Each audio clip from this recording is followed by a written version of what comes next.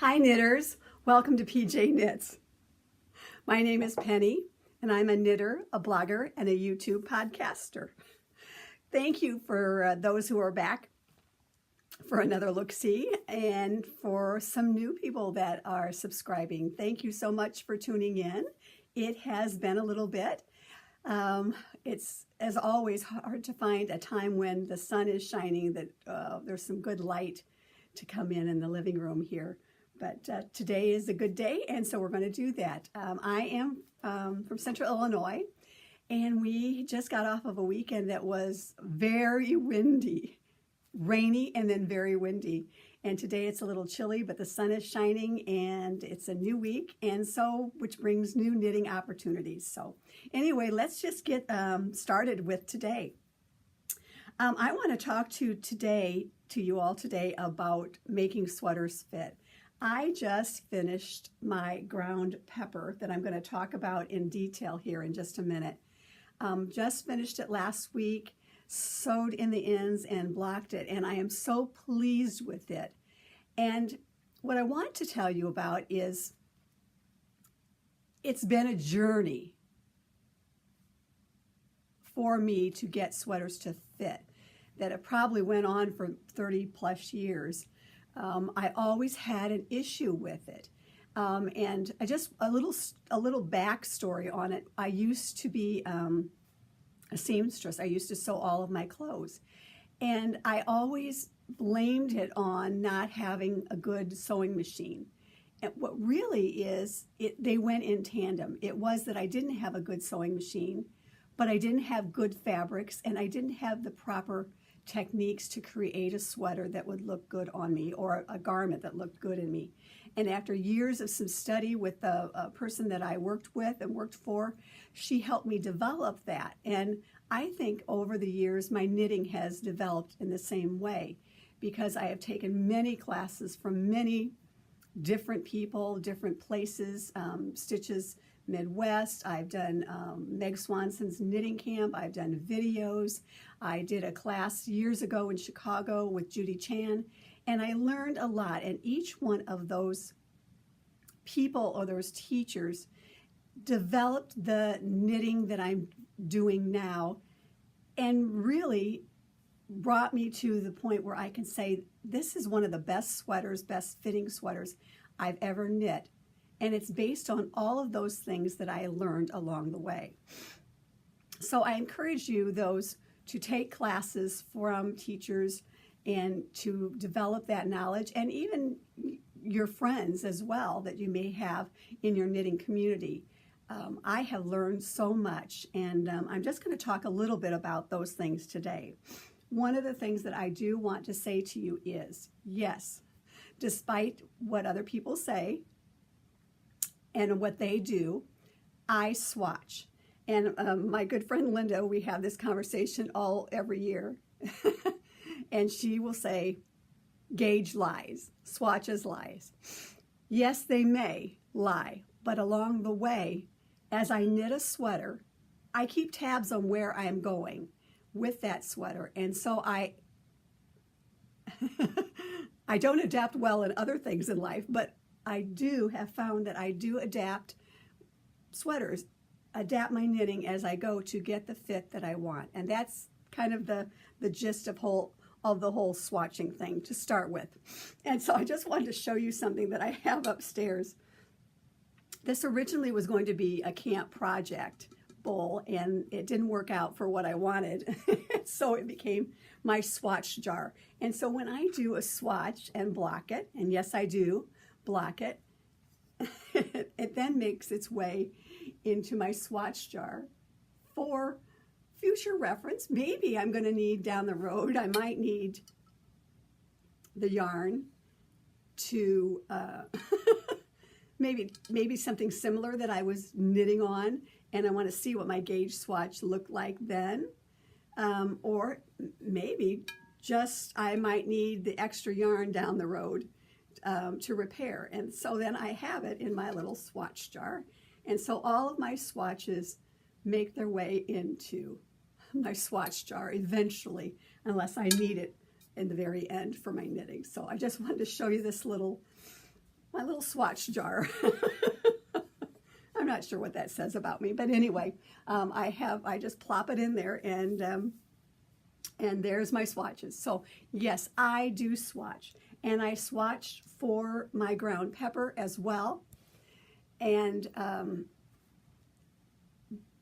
the result was a sweater that fits. So I encourage swatching, even if you think it lies along the way, and to, as you knit your sweater, just to be cognizant of it, take measurements as you go, try it on if you can, to see how it's fitting, which I did. I had an issue, and I'll talk about that, with my sleeves, and I tried them on and then made modifications as I went along so that my sleeve would fit where I wanted it to. So I swatch. When I'm knitting a sweater, I pay attention to it. I measure periodically as I'm going down. And one of the things that I do and have now on my phone under my notes is I have taken my measurements, had somebody help me take my measurements, and now I know what my measurements are for where I want from an underarm to the sleeve to fit, where I want my bust to fit, and I have a waist that comes in that is narrower, so I know at what point in time I want to do something different at the waist, and then to come out to accommodate for my larger hips. And so I have all of these measurements in my phone because, you know, as a lot of people are these days, you always have your phone nearby, and I have those measurements in there. So when I'm knitting, whether at home or out and about, I have my measurements, and I can refer back to those, and do refer back to those periodically as I'm knitting my sweater, so that I don't have to figure out whether it's going to fit. I can do some measuring. Now, two things on that. First of all, yes, when you go to block it, it may grow a little bit, but my gauge swatch comes in handy that because I measure my gauge swatch before I block it, and then I measure it after I block it. And then I know somewhat, of course, on a garment, you will get more length out of it than you would your gauge swatch, but I will get an indication of what's going to happen with that knit, as in the row gauge. And for me, my row gauge, I can say never, almost never, ever does it match the pattern. So I always have to knit longer on my row gauge. And just as a side note, on gauge, if a pattern says a size 5, I usually start gauge swatching with a size 3. I am such a loose knitter that I always have to go way down on my needle size. So I start there. And I've talked before, a couple of weeks ago, I did talk about my gauge swatches, how I will put the little purl stitches in them to indicate the size of the needle that I'm using. And that way then, and I will do a couple of different needle sizes because I know that I am so wonky on my needle sizes and my looseness. So I want to have, you know, a couple ends of the spectrum on my gauge swatch so that I can say, oh yeah, this is what I am closer to, as opposed to perhaps what the pattern shows. And very rarely do I start out with what the pattern says. I usually start out with a needle size down 1 or 2 sizes. So anyway, I do rely on my gauge swatch, and I do rely on the garment as I'm knitting it along any of it that I'm doing. So those are just a couple of things I wanted to talk to you about swatching. And I also want to talk to you about some goals that I have for my knitting for sweaters for 2019. One of the first things that I want to look at and keep in mind as I knit sweaters this year, there is so many wonderful garments out there that I want to cast on everything, and I'm not unlike a lot of knitters. But I have to rein myself back because I really even though it looks good on everybody, I've said this before, it doesn't necessarily look good on my body. And I have to be cognizant of that and not always just, go off and start knitting on something that that when I'm finished is maybe I'll wear it once and then put it away and call it a knit. I want to be able to think about the sweaters that I am knitting. And one of the points that I want to keep in mind as I do that, as I pick out a sweater, is I want to figure out the styles that I turn to. And ground pepper really sort of is that. It is a garment that's a simple garment, but something that I can throw on for Casual Day Friday or for Saturday knitting or just out about on the weekends or in the evening. I could even wear it to work during the work week as well. So I want to keep those things in mind because I want to be able to wear my knits. But when I look at those sweaters that I pick up, I want to be cognizant again. I guess that's the big word for me today, cognizant, being cognizant of my knitting.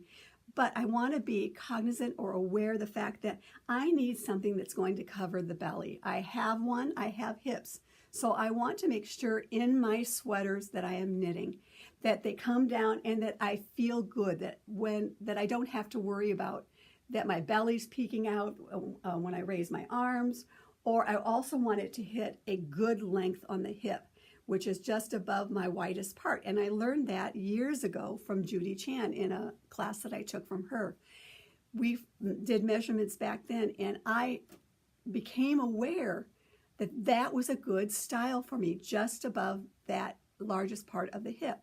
Anything lower would cut me off, as in a tunic, cuts me off and makes me look really short and does not do anything for my body type. And I know also that I have to be aware of the fact that this is the body I have. But I also want to feel good in the sweaters that I wear and the body that I have. And so doing these things for me in my sweater knitting is what helps me love the sweater that I've knit, if that makes sense. The other body part that I have had since forever, I look back at high school pictures, and I never had toned arms, and I have what I call Pelican arms. So a lot of sweaters that are out there, I cannot necessarily, I have to adapt. I always, almost always have to adapt the arm, because the arms on the sweaters that are out there are so narrow, and I have a larger arm that I have to accommodate, which comes all the way down to the elbow. And so when I knit a sweater, I have to see what that circumference is at the bicep, and then I have to account for that.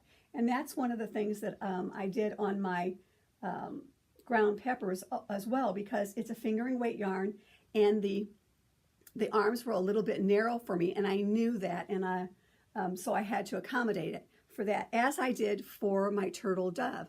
And one of the measurements that is in my phone is that measurement from the underarm to where my elbow is, because that is really, for me, from here to here is where the fullest part of my arm is. And a lot of times on patterns, what they will do is they will have you start decreasing right from the get-go, from here underneath the arm, and gradually decrease. That's not something that I can do. So what I do is I wait and leave that in the larger circumference, and then I start my decreases after that fullest part, and then I may have to adapt them. Instead of every 4 rows, every 2 rows here that goes down to the wrist. And then on a longer sleeve sweater, as in ground pepper, I have such a narrow, this is the narrowest part of my body. I have to accommodate for that, because I don't want a sweater that hangs out here. I don't want, the air going down or everything else. So I have to accommodate for that in my rib at the end, and get a tight fit there, because I like to have this, I have a 6-inch wrist. And so I want to accommodate that and get it fairly close to my wrist. So those are all modifications that I have to make for my knitting, so that it's a sweater that I really like wearing.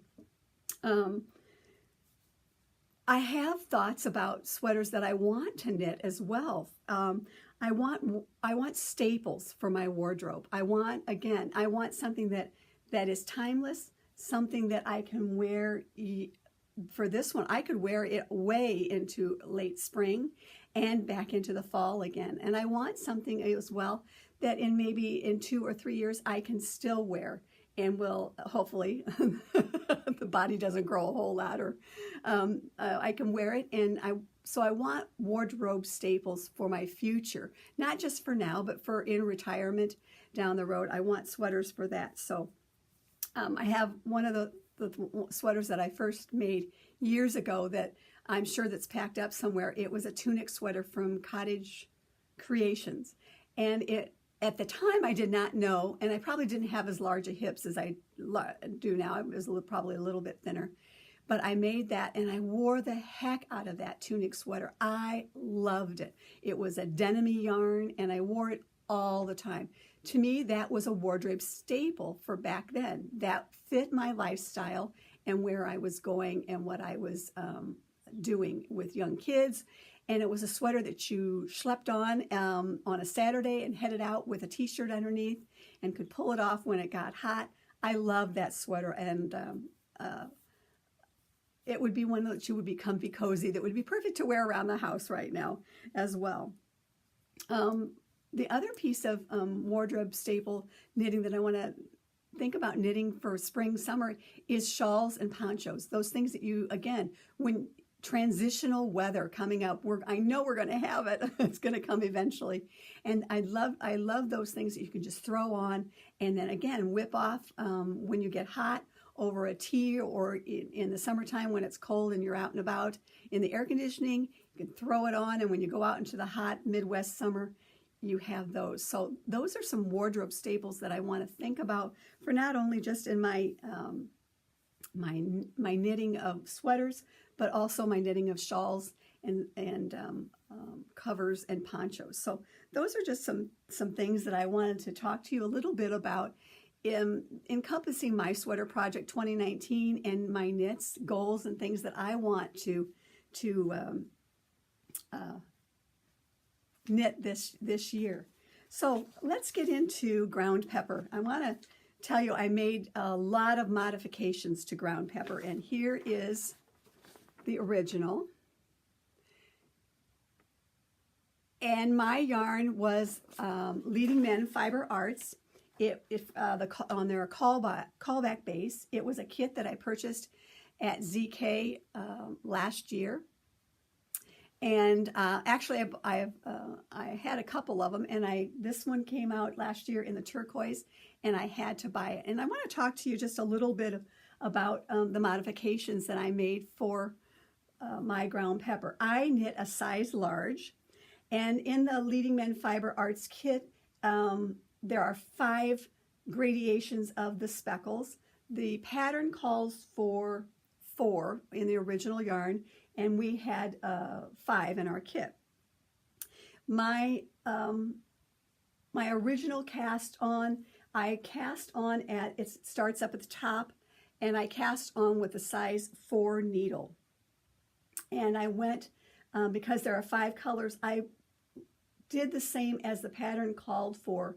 It called for casting on color 1 and working it, I think, through probably about here.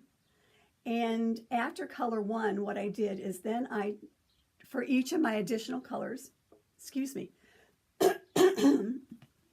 for each of my additional colors, I knit 4 inches of each as I went down. And what I did as I changed colors, I did about every other row with the old color for about 4 rows, so that we could have hopefully a nice transition. And that wasn't anything new. That wasn't something that I thought up. that was something that was out of off of Ravelry, because I go to Ravelry a lot. I looked at other people's sweaters and their comments, and that's what worked for them, and so that's what I used as well. An interesting thing is the increases in the pattern for the sleeves.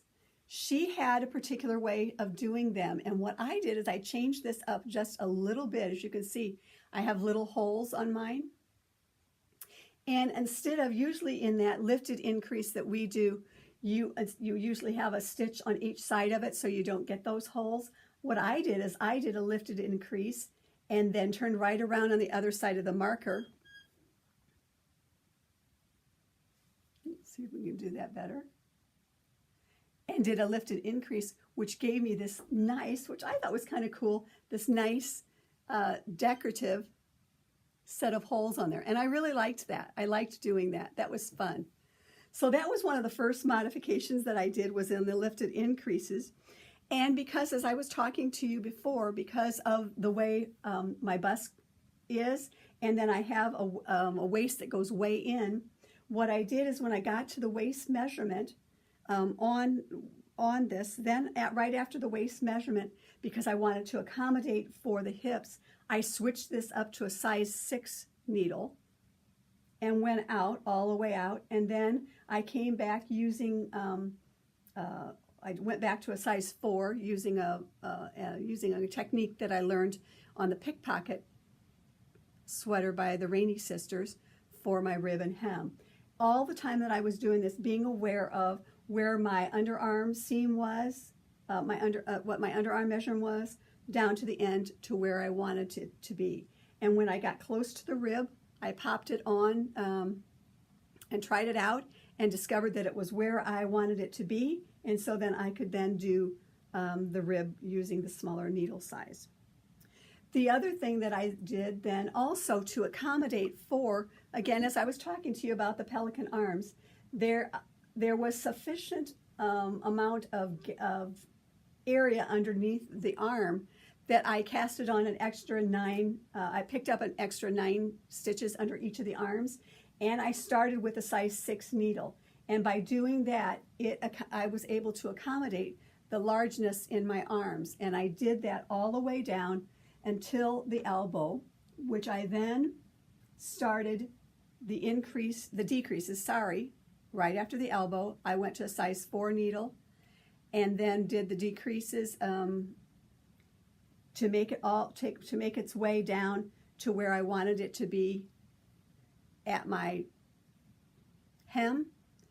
I popped the first one on and it was short. And again, I was doing 4 inches of each of the new colorways down, and I did not do the alternating method on them. I just went straight every 4 inches. And when I got down to what I thought was my measurement for my sleeve, it was a little bit short. So what I did is I ripped it back, and then I did 5 inches and 5 inches on the last bit of the color, and that gave me the length in the sleeve that I wanted. And in blocking, then it turned out just where I wanted it to be. So I did my measurements from there, and it was great. I had a perfect sleeve that I loved. And so then when I was able to do the second sleeve, and it was just fine as well. So those are some of the modifications that I used on my ground pepper. And again, I'm pleased with it. I really enjoyed the knit, even though it was on fingering weight. And I said this to some friends after I was done with this, and I wore it on Saturday. Again, this is one of my most favorite sweaters that I've knit for myself because it fit. The callback base felt good on. It's not scratchy or itchy. I wore nothing underneath it but undergarments. There was no t-shirt underneath it, and it was perfect. It was perfect wearing. My thought was, yes, it is the callback base, but I also wonder if it's not the lightness of the finger weight yarn for a sweater that I'm really enamored with. I really liked it. I like wearing it. It feels good on. So as much as you think about it, on a size 4, size 6 needle on finger weight, doing the knitting on it. It took a little while, and it was stockinette, and I was grumbling. I was ready to move on, but man, once I was done, I really did appreciate the look that I got, and I loved the sweater. So it's a win-win for me. I also did a little bit longer, wider, I think, rib here at the neck. I saw some of them on Ravelry, and some of the issues that people were having is that it came too low down or it came off too wide. And that's why, because I can adapt my own patterns now and make them fit, I went to a large, which I probably would have done maybe an extra large normally, but by changing and using the needle sizes, I did not get that on my sweater, and with a little bit larger rib at the top, I'm comfortable with where it's at. So again, adapting your sweaters, modifications to sweaters to make them fit your body rather than just straight off the pattern. I cannot stress that enough. And I will talk about that more in future podcasts as well. So that is ground pepper. Again, a win-win sweater for me. So let's talk about other things. Books and bags. Let's start with that. I'm going to start with books today. The Lina magazine came out last week, and yeah, I saw somebody, they talked about how they will probably want every issue. I like looking at the issues, deciding on whether I really want that or not, if there's some things in it that I want to knit. And there are some things in this magazine that I want to knit. So one of the things that I really like about the magazine, though, is the photography as well. And there are some good articles, but I just like the photography. Look at this. Look at this. Doesn't that make you want to knit that and get a denim shirt? So there's just those are the kinds of things that just jump out. Those are the peach bookmarks. But look at this, the photography and the way they've laid this out.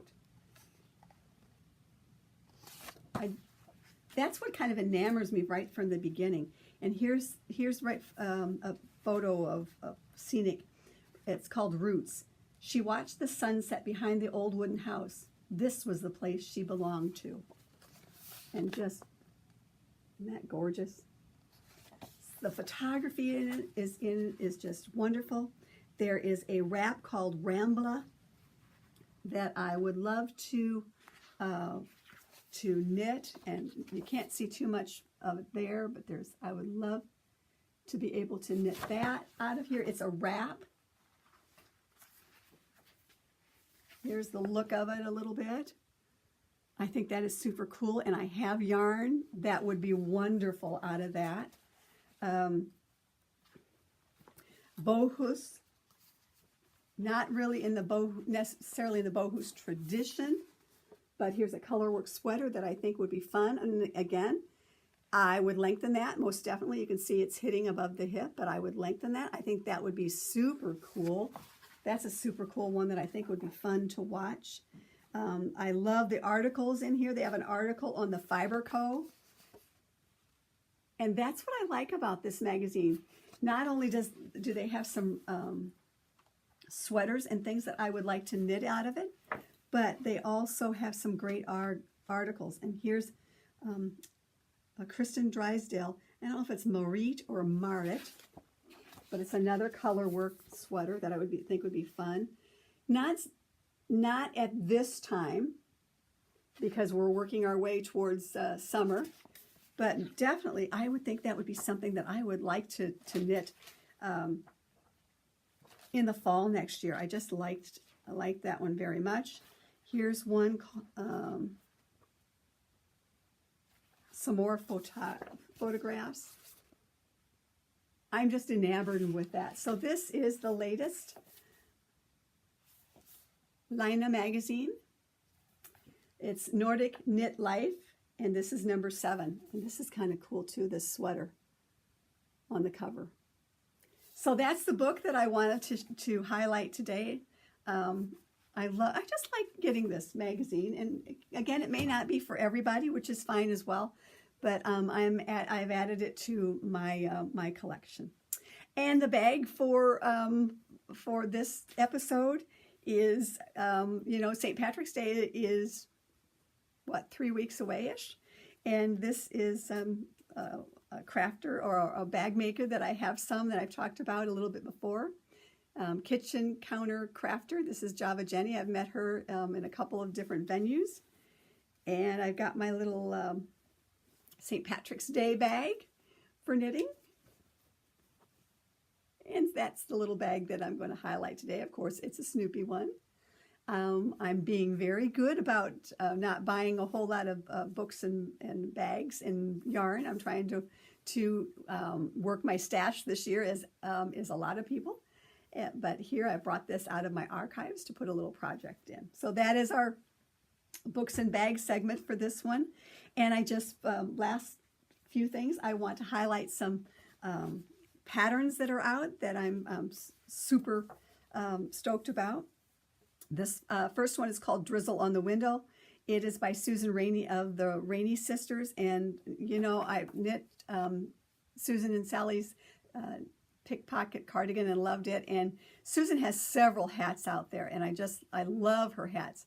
And so this one I want to order some beads, and I want to start a beading,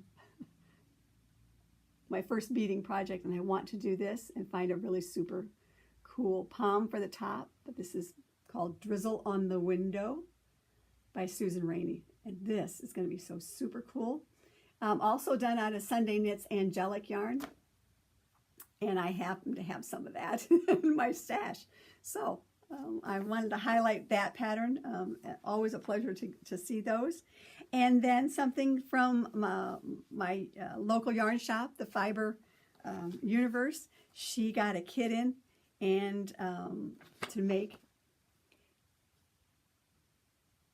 Yukon campfire hat. Isn't that super cool? And I'll show you the kit. I love this. The yarn is from Buffalo. It says Buffalo Plaid Hat on it, but it's the pattern that you can download is Yukon Campfire Hat. And here's the little kit, how it comes. The yarn is Brew City. And look at this. It was so super cute.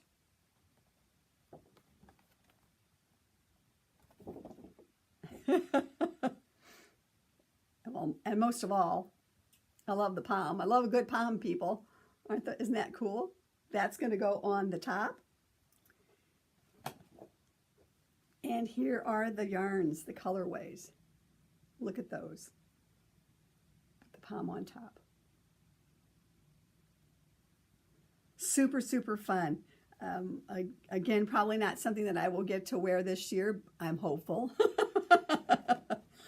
She says with hope. But anyway, I thought that was super cool. And that's what I bought. That's it. Because I'm knitting from stash. And have a lot of projects that I want to work on this now that the ground pepper is done. Ground pepper also, this is part of my ZK Team Bodhi projects. And so I used 1,328 yards total on it. So it was a ZK yarn and I twinned. So my friend Debbie also did the green one. We just finished them almost at the same time. And so we'll get extra bonus points for that. And then I am also, my last project that I'm knitting, I'm trying to do just a couple of things in Knitwise, not have too many out on the needles. And so my next one, I recast on, if you remember, I may have talked about this, I knit Veronica last fall, and because of the construction of this one did not get a good fit, and so I ripped it all out, and I'm going up a size larger and a needle size larger, but I have cast this on and am now on the back section, which is like forever knitting. So I'm working on that. that is my evening project that I am knitting on. And I am working on still another scarf for the 40 Cowls, 40 Scarves, 40 Months project that winds up at the end of December. And so I'm working on that at work, lunchtime. And then I have my hospice shawl that needs to get some love and get finished too, so that can be donated to the hospice home. So those are the 3 major knits that I'm knitting on right now. Trying to be monogamous as much as possible, and so that I have something to wear each time. But we're already talking about knitting camp in July. I got my acceptance into that, so my friend Linda and I will be going to that, and so I'll start doing some knitting for that. And I think next episode, I'm going to talk about my camp knitting, because I have an idea of what I want to start for that as well, some things. And I want to start highlighting some of the Schoolhouse Press books, because where Judy Chan helped me get measurements and identify that I needed to knit to the body that I have. Elizabeth Zimmerman and Meg Swanson have been a major contributor to my knitting knowledge. And as I will say in the next episode, when I start talking about some of their books and the sweaters that are out there, I came away from one knitting camp, and I said to my friend Julie, my roommate, after that day, it probably was my second knitting camp that I went to, and I said to her in the room, I remember this, I said, I can knit anything I want to now, can't I? Because I have the knowledge that I have been given at knitting camp to do so. So anyway, I'm going to start talking a little bit about Easy and Meg Swanson's books. Those will be some highlights that I'm going to pull out of my library in the next episode. Finally, I want to talk to you about a podcast that I found. The name of it on YouTube is Cozy Up Knits. It is 4 sisters out of Canada, and they are delightful. They're the young gals. They are doing some designing, and I love just listening to their camaraderie that they've got going, the 4 of them. And I encourage you to go out and check Cozy Up Knits up, both on YouTube and on Ravelry, their patterns, and check them out. So that is all that I have for you this week. I thank you so much for tuning in. And if you liked what you see, please tell some friends and subscribe below. And I'd love for you to comment. Also, if you would, we have a group on Ravelry. It's PJ Knits. And I'd love for you to come and talk about sweater knitting, talk about what you're knitting, talk about yarns that you're doing, patterns that we might need to know about, and modifications you have made. The group is PJ Knits on Ravelry. My name on Ravelry is Penny J, though I couldn't get the PJ Knits name. And then on Instagram, I'm also PJ Knits. So please follow me there, and let's talk knitting. Until next time, I hope you have some great knitting in your future. And until the next time, knit on with confidence and hope. Take care. See you later. Bye.